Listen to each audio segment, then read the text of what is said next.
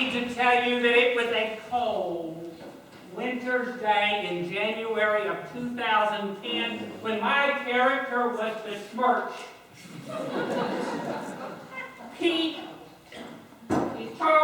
Charlie agreed to take me to a conference that I didn't know what I was getting myself into near Charlotte.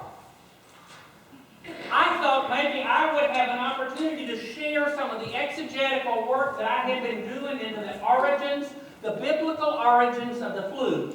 With an esteemed panel, they said it was a juror panel. Mr. Michael Reno Harrell was chief judge in the panel. I'm sure that they were going to recognize that I had found a great truth. And ever since then, MCs have been introducing me as a liar. So I came here today to try to redeem my reputation by sharing the story. No, by sharing the truth that I shared with those people that day. Now, are any of you Baptists in here? Well, this story comes from the 5th chapter of Mark, and that may not be something y'all are familiar with, so I'll tell it more slowly as we go through it if we need to. If those of you that always bring your Bibles with you, if you would want to open to the 5th chapter of the good book now, we're going to walk through this in detail. You see, Jesus was done walking along, and he came upon this man that was kind of out of it. He was a crazy man, if I do say so myself. Do y'all remember the story? Are you familiar with it? Maybe it is a verse that Baptists use. He came upon this crazy. He was wild, out of his head. He was wandering in amongst the tombstones. And as Jesus approached, he told him, "Please, get away from me." And Jesus slowed down and called him by name, and he said, "Well, who are you?" And you know what they said? They said, "We are Legion." And that was the point that I began to hit on an understanding of the situation. Because you see, there had been a disease some time ago, the Legionnaires' disease. It has its biblical roots as well, way back there, because it was all of them demons that they were casting out. Now, I need to apologize at this point if there are any of you that are Jewish in my midst, because the rest of this story is not kosher. I just need to get it out there right now. The rest of the story is not kosher. So Jesus said to the legion, he said, "Please, please," they said, "Please don't drive us away and out of the country. Drive us into that herd of pigs that are coming here." And the pigs, sure enough, were coming along. And Jesus did as they requested. He drove those legion of demons into the pigs. And they went running right on by and over the edge of the cliff. And they did somersaults and pirouettes. And this is indeed the first recorded instance of when pigs flew, or the swine flew, and they came crashing. I told you it was biblical. Didn't you think I was telling you the truth? They came crashing down and hit upon the rocks. It made a very, very big mess. I mean, there were pig parts all over them rocks. Jesus had it all in hand. He worked with a guy by the name of Satan. He was employed by the underworld, and this is the first recorded hazardous waste cleanup in history. He put in a call to a man by the name of Screwtape. And he sent Screwtape right on up to clean up that mess. They done sucked it all up. They cleaned it up. They straightened it up. They got everything cleaned up. And you are perfectly safe now. I just need to tell you that was an operation, the first operation from the EPA in the underworld. And when they canned it, they done turned it into Underwood devil ham.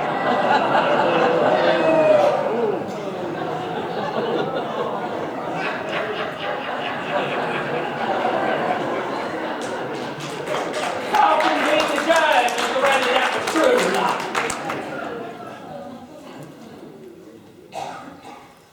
Does anybody know my relatives? There's a coffee bar out front. If you know my relatives, I have been invited to Thanksgiving dinner here, coming up in just a couple of days, and I would prefer that my invitation not get canceled. But sometimes when I tell stories about family members, my sister-in-law takes it personally, and my dinner invitation gets canceled. So if you would just, please do not share what I have to tell you with them. I am one of 3 Shealy men. My mom was gone a long time, and we'd be sitting around the table, and we were experts at dissecting one another, slicing each other to pieces. Y'all may remember back then, there was this electric knife that was advertised on TV, and their slogan was that you could slice the hand so thin the relatives would never come back. We could slice each other that thin. One day, my father's lady friend, she was just appalled and shocked by what she saw transpire. So you need to understand that there were certain rules of being a Shealy man, and one of them is you never talk about your social life, because your family members would make fun of you.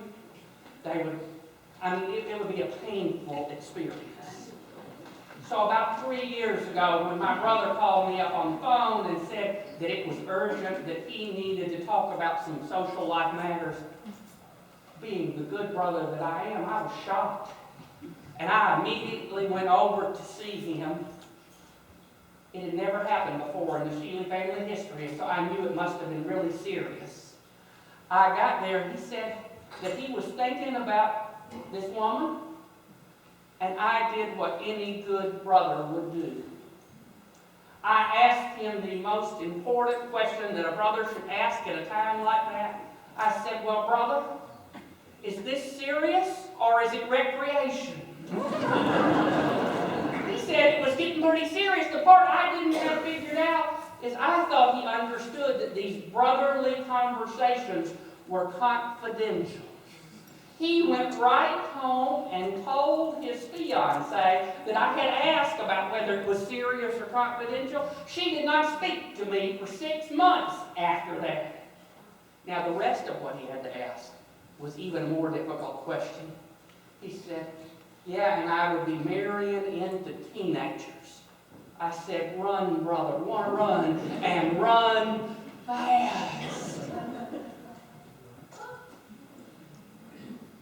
They got married, despite my better judgment.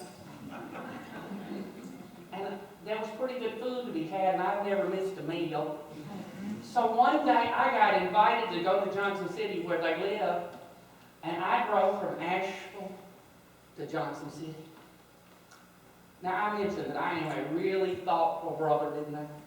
Part of being a thoughtful brother is that you open the mailbox and you bring the mail in with you when you come in the house, because you're fixing to get fed and you're supposed to bring something with you. And I always think the mail was a good thing to bring with me.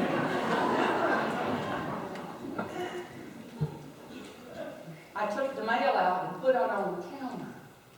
And there on top of the stack was this big postcard about the size of a half a sheet of paper, a nice heavy stock with green letters on it. It almost covered over the top of the stack. It reminded me of one of the golden tickets, the Willy Wonka ones, either that or the screeching letters from the Harry Potter story, because the letters, the evil green letters on the top, nice green lettering on the top, almost glowed. And I brought it in, and I put it down on the table, and the next thing I knew, it hadn't been 2 seconds until my brother's formal pair of shoes had appeared on top of what I would later discover was an invitation to the Top Shoe Store's annual customer appreciation sale that was going on at that very moment. Now, I need to tell you that in 1979, my brother bought a pair of four-shine shoes to wear to the first wedding he ever went to. And for 30 years, he has worn that same pair of shoes to every formal event that he had ever gone to, including his own wedding. He thought it should last a good another 30 years. But the head of household had something else in mind, and she said something about dry rot. We were immediately loaded. I had not been there 2 minutes, and we were loaded back in the car, headed back for Asheville, because there was nothing more important than the customer appreciation sale at the Tops shoe store. My brother took that pair of shoes that he'd been ordered to take into the store in with him, past the cashier's ladies there, and went right into the men's department and said, "I'd like to love another pair like this." And they went back to the back and they gave him another pair. In 2 minutes and 45 seconds, he was back at the cashier's counter, ready to check out. He was done in Top Shoe Store. The lady at the counter said to him, "Sir, I see you have a customer appreciation card. Can I have your name so I can look you up in the computer?" He said, "My name is Shealy. It's Shealy." She said, "I'm sorry, sir.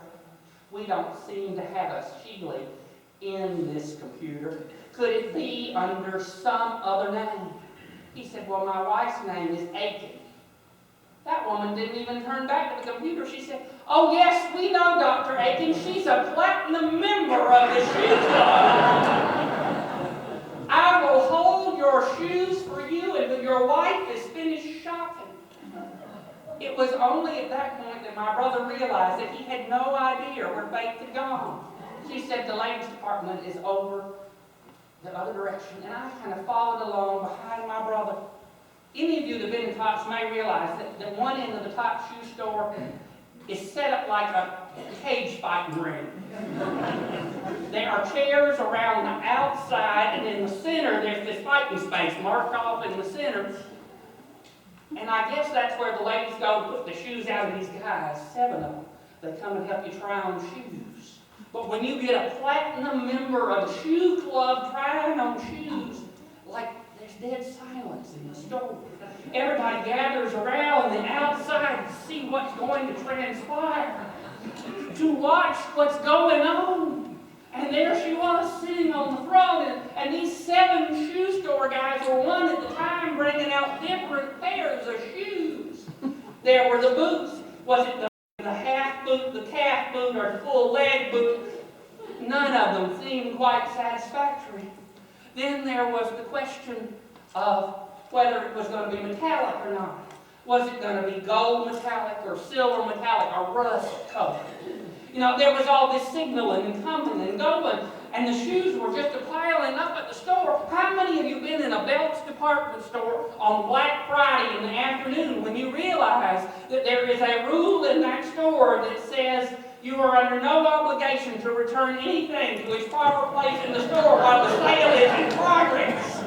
That is the way the floor at Tops looked. It was completely littered with shoes all over the place, and these guys kept coming. After what I tell you was 2 hours and 45 minutes of the signaling and sending off and trying on shoes, the perfect pair of shoes had been arrived at. It was gorgeous. It had them kind of medium heels that you don't fall over on them easy, and it was black and gorgeous and seductive. She could wear it to some nice formal evening. And my brother felt relieved. 2 hours and 45 minutes, and she finally picked out the shoes. That and his shoes, he might get out of there with a 30% discount.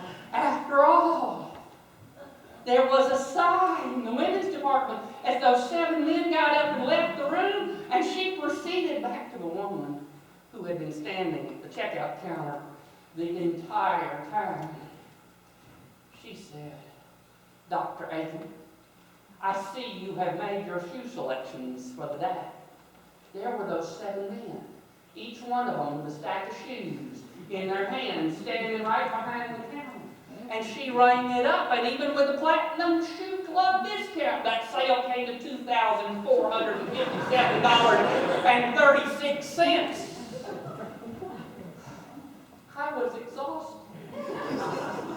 We started to head to the door, and those guys started coming after us, and they were going to load the shoes in the car, and the lady at the counter turned to my brother as he went out and said, "Mr. Aiken, we certainly can bring your daughter back with you soon, because she's a platinum member of the shoe club too." I could never be a shoe salesman. That was hard work. They loaded everything in the car, and they came out afterwards. And Gary and Faith had this conversation, and apparently trying on shoes is really hard work. She said she needed to go around the corner to Spa Theology and have a $495 hot rock treatment. And that we could go do some guy things for the rest of the afternoon. I have found my new line of work. Ladies, I will put hot rocks wherever you would like them to be for $495. Just don't ask me to go back into that shoe store.